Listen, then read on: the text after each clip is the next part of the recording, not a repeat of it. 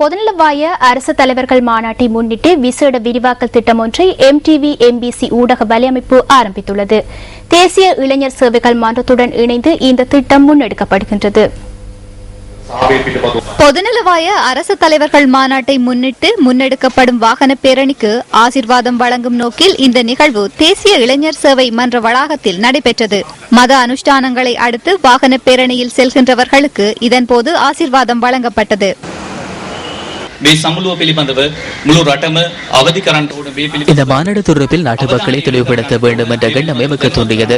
30 நாட்களில் 300 நகரங்கள் உள்ளடங்கும் வகையில் 2500 கிலோமீட்டர் தூரம் செல்வதற்கு திட்டமிட்டுள்ளோம். நாளை மறுதினம் ஆரம்பமாக உள்ள இந்த பேரணியை தேவேந்திர முறை ஊடாக காலை வீதியில் பயணித்து காலிமுக திரளில் நிறைவு செய்வதற்கு எதிர்பார்த்துள்ளோம்.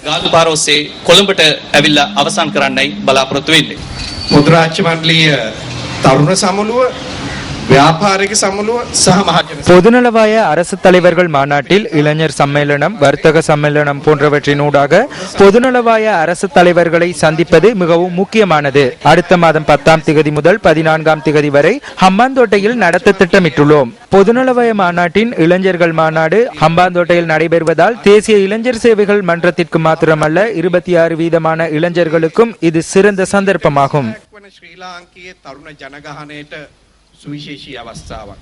பின்னர் இந்த பேரணியில் கலந்து கொள்ள உள்ள வாகனங்கள் அனைத்தும் யாழ்ப்பாணத்தை நோக்கி பயணித்தது.